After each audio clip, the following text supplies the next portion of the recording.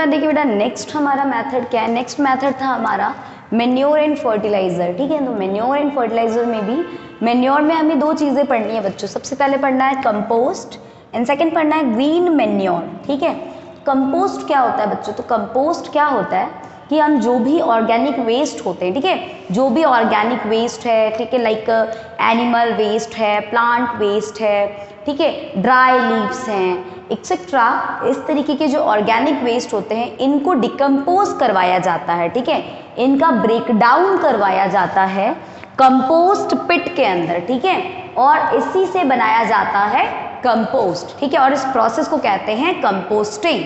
Okay, so prepared by decomposition of organic waste, ठीक है, dry leaves, weeds etcetera, remains of animal waste, ठीक है, plant waste, इस तरीके के ऑर्गेनिक वेस्ट को हम क्या करते हैं, डिकम्पोज करते हैं, मतलब इनका ब्रेक डाउन करवाते हैं। और जब ब्रेक डाउन करवाया जाता है तो कहाँ, मतलब ब्रेक डाउन आप कहाँ करवाओगे, कंपोस्ट पिट में करवाते हैं। और कंपोस्ट पिट में जब इसका ब्रेक डाउन होता है तो बनता है कंपोस्ट। ठीक है, जो कि हमारा मेन्योर है। ओके, और इसका यूज हम फिर अपने क्रॉप्स के अंदर हम करते हैं ताकि जो भी न्यूट्रिएंट्स है वो उन्हें मिल सके। क्लियर, अब इस प्रोसेस को हम कहते हैं कंपोस्टिंग। जो कंपोस्ट होता है बच्चों, compost is rich in nitrogen, ठीक है, फॉस्फोरस एंड पोटेशियम। मतलब कंपोस्ट जो रेडी होता है, डिकम्पोजिशन ऑफ ऑर्गेनिक वेस्ट के बाद जो हमारा कंपोस्ट रेडी होता है, उस कंपोस्ट में अच्छी खासी मात्रा में हमारे नाइट्रोजन पाया जाता है, फॉस्फोरस पाया जाता है, पोटेशियम पाया जाता है, और ये सारे मिनरल्स जो हैं वो हमारे प्लांट के लिए बहुत ज़्यादा असेंशियल हैं।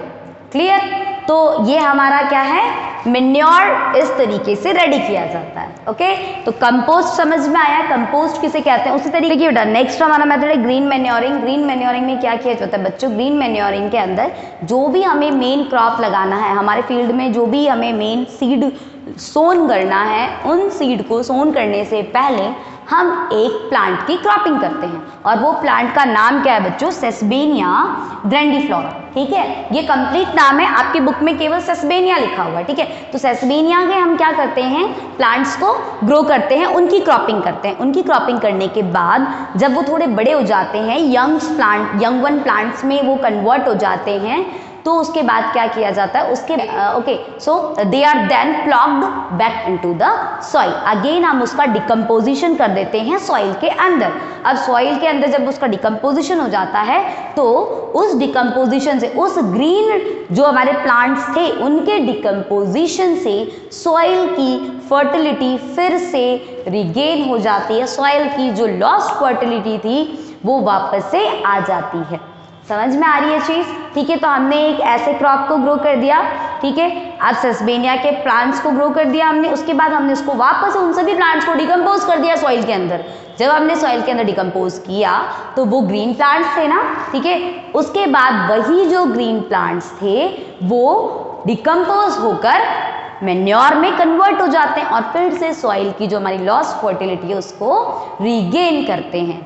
ठीक है, एक चीज और है बच्चों, ये क्या करता है ना, ये सॉइल इरोजन से भी प्रोटेक्ट करता है। ठीक है, ऐसा करने से जब सॉइल की फर्टिलिटी वापस से आ गई ना, अब आप उस पे अपना ओरिजिनल सीड जो होगा, जिसकी क्रॉपिंग आप करना चाहते हो उस फील्ड में, उसके बाद आप जब सोन करोगे तो सॉइल में फिर से क्या फर्टिलिटी वापस से आ चुकी है। तो अब जो आपका ओरिजिनल क्रॉप होगा उसको सारे एसेंशियल न्यूट्रिएंट्स मिलेंगे। क्लियर, समझ में आ गई चीज। तो इसीलिए इसको क्या करता है, ग्रीन मैन्योरिंग, क्योंकि हम क्या कर रहे हैं, पहले सारे क्या कर रहे हैं, हम प्लांट्स की क्रॉपिंग कर रहे हैं, सेसबेनिया प्लांट की क्रॉपिंग कर रहे हैं। ठीक है, मतलब पूरी ग्रीनरी हम फैला रहे हैं, और फिर हम उसी ग्रीनरी से क्या कर रहे हैं, उसको डिकम्पोज करके सॉइल के अंदर हम सॉइल की फर्टिलिटी को हम फिर से रीगेन कर रहे हैं। ठीक है, क्लियर। तो ये दो मैथड हो गए, तो ये दो मेथड हो गए आपके मेन्योर के। उसके बाद आता है हमारा फर्टिलाइजर। अब फर्टिलाइजर में हमने बहुत सारे टाइप्स के फर्टिलाइजर देखे थे। फर्टिलाइजर क्या होता है बच्चों, तो फर्टिलाइजर्स होते हैं जो नेचुरली नहीं बनते हैं, उनको फैक्ट्रीज में बनाए जाते हैं with the help of chemicals. Chemicals की मदद से हम फैक्ट्रीज में फर्टिलाइजर को रेडी करते हैं, और फर्टिलाइजर जो होता है वो रिच होता है किसके, नाइट्रोजन रिच होता है, पोटेशियम रिच होता है, फॉस्फोरस रिच होता है। ठीक है, इस सारे न्यूट्रिएंट्स उसमें भरे हुए रहते हैं कूट कूट कर। क्लियर, तो जो हमारा फर्टिलाइजर्स होता है बस फर्क इतना है कि फर्टिलाइजर को हम केमिकल का यूज करके फैक्ट्रीज में बनाते हैं और मेन्योर को हम फैक्ट्रीज में, और इसमें कोई केमिकल का यूज नहीं होता। प्लांट्स कोई केमिकल तो नहीं है ना बच्चों। जानना है कि कौन, हमने 4 टाइप्स के पढ़े थे फर्टिलाइजर। नाइट्रोजनस फर्टिलाइजर पढ़ा था, फॉस्फेटिक फर्टिलाइजर पढ़ा था, पोटेशिक फर्टिलाइजर पढ़ा था और कॉम्प्लेक्स फर्टिलाइजर पढ़ा था। तो आपके सबके एग्जाम्पल्स याद होने चाहिए बच्चों। नाइट्रोजनस फर्टिलाइजर में क्या क्या आ जाता है? यूरिया आ जाता है, अमोनियम सल्फेट आ जाता है, सोडियम नाइट्रेट आ जाता है। ठीक है, ये सारे आपके किस तरीके के फर्टिलाइजर हैं? नाइट्रोजनस फर्टिलाइजर हैं। ओके, देन मतलब इन सारे फर्टिलाइजर में नाइट्रोजन का यूज किया गया। मतलब ये फर्टिलाइजर डालोगे तो सॉइल में नाइट्रोजन वापस से आएगा। ठीक है, क्लियर। जो फॉस्फेटिक है, फॉस्फेटिक फर्टिलाइजर, ये क्या देगा सॉइल को? ये सॉइल को देगा फॉस्फेट। ठीक है, अब इसमें क्या आ जाता है? तो सुपर फॉस्फेट आ जाता है, अमोनियम फॉस्फेट आ जाता है। ठीक है, उसके बाद हम अगर देखिए सेकेंड, जो हमारा थर्ड फर्टिलाइजर है पोटेशिक फर्टिलाइजर, ये क्या देगा आपके सॉइल में? जो हमारा पोटेशियम है, ठीक है, आपके सॉइल में जो पोटेशियम है, पोटेशियम जो लॉस हो चुके हैं उसको वापस से रिगेन करने में हेल्प करेगा। ठीक है, तो पोटेशिक फर्टिलाइजर पोटेशियम को रिगेन करेगा सॉइल के अंदर। ठीक है, और इसमें कौन कौन से आ जाएंगे आपके फर्टिलाइजर? पोटैश आ जाएगा और पोटेशियम सल्फेट आ जाएगा। ठीक है, आता है आपका थर्ड। उसके बाद जो हमारा लास्ट आता है कॉम्प्लेक्स फर्टिलाइजर। कॉम्प्लेक्स फर्टिलाइजर के अंदर क्या होता है बच्चों?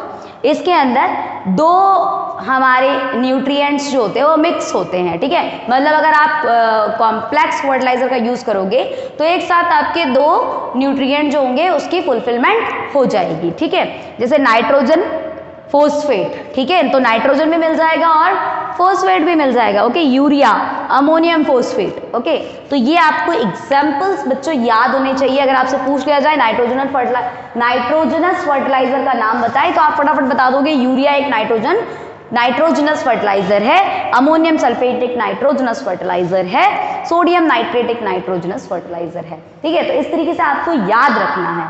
ओके, तो ये चीज समझ में आई। मेन्योर क्या होता है, फर्टिलाइजर क्या। अब देखो बच्चा, मेन्योर जो है ना उसके बहुत सारे एडवांटेजेस हैं। मेन्योर के क्या क्या एडवांटेजेस हैं? तो जब आप मेन्योर ऐड करते हैं तो सॉइल की जो वाटर होल्डिंग कैपेसिटी होती है वो बढ़ जाती है।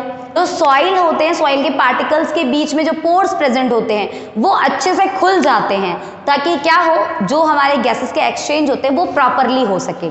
ठीक है, तो मेन्योर का यूज करने से वाटर होल्डिंग कैपेसिटी बढ़ेगी, सॉइल का टेक्सचर बढ़ेगा, जो सॉइल के पोर्स होते हैं वो थोड़े से इंक्रीज होंगे ताकि एक्सचेंज ऑफ गैसेस अच्छे से हो सके। ठीक है, और सबसे अच्छी बात यह है कि जो मेन्योर है वो सस्ता बहुत होता है, वो इतना एक्सपेंसिव नहीं होता। ठीक है, क्योंकि इसमें केमिकल्स का यूज तो होता नहीं है, इसको फैक्ट्रीज में तो बनाया नहीं जाता है, तो ये इतना ज़्यादा कॉस्टली नहीं होता है। ओके, तो ये सारे एडवांटेजेस है मेन्योर के। फर्टिलाइजर का क्या एडवांटेज है बच्चों? देखिए, फर्टिलाइजर जो है ना वो क्रॉप की यील्डिंग तो अच्छी करता है। क्रॉप की यील्डिंग मतलब जो क्रॉप की बढ़ोतरी है ना वो बहुत अच्छे से करता है। ठीक है, बट इसका क्या नुकसान है? इसका नुकसान बहुत है। ठीक है, डिसएडवांटेज भी इसका है। जितना एडवांटेज है कि एक बार में जो क्रॉप की जो जितना मेन्योर को आप डालोगे, ठीक है, तो वो धीरे धीरे काम करेगा। ओके, क्योंकि वो नेचुरल है ना, तो वो धीरे धीरे अपना असर दिखाएगा। बट वही अगर हम बात करें फर्टिलाइजर की, तो बेटा फर्टिलाइजर बहुत जल्दी अपना असर दिखाता है और बहुत जल्दी वो रिप्लेनिश करता है सॉइल में लॉस्ट न्यूट्रिएंट्स को। ठीक है, बट वो उतना ही हमारे लिए नुकसानदायक भी। नुकसानदायक कैसे है बच्चों? देखिए, डिसएडवांटेज क्या है फर्टिलाइजर का?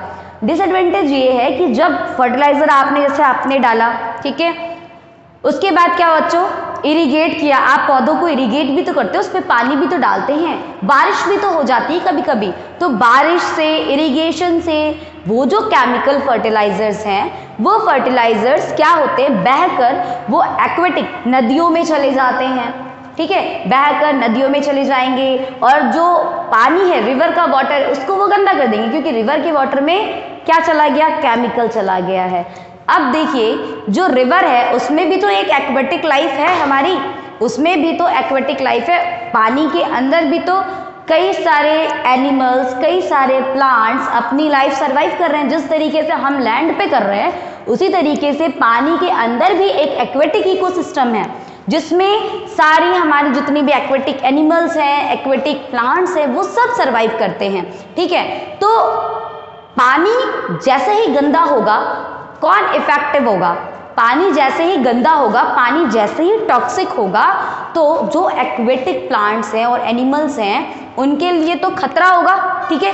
वो तो धीरे धीरे क्या हो जाएंगे, मरते जाएंगे, क्योंकि वो सारे जो एक्वेटिक एनिमल्स हैं वो ऑक्सीजन लेते हैं। कैसे ऑक्सीजन लेते हैं? प्लांट जो हमारे पानी में जो डिजॉल्व्ड ऑक्सीजन है, पानी में जो घुला हुआ ऑक्सीजन है, उसी को तो वो लेते हैं। और जब पानी ही हमने गंदा कर दिया, पानी ही गंदा हो गया है फर्टिलाइजर से पानी के अंदर बहुत सारे केमिकल्स मिल चुके हैं, तो इसके कारण क्या होता है बच्चों, जो भी एक्वेटिक प्लांट्स और एनिमल्स होते हैं उनकी डेथ होना स्टार्ट हो जाती है, ठीक है। वाटर पल्यूट हो जाता है, वाटर पोल्यूशन भी हो जाता है।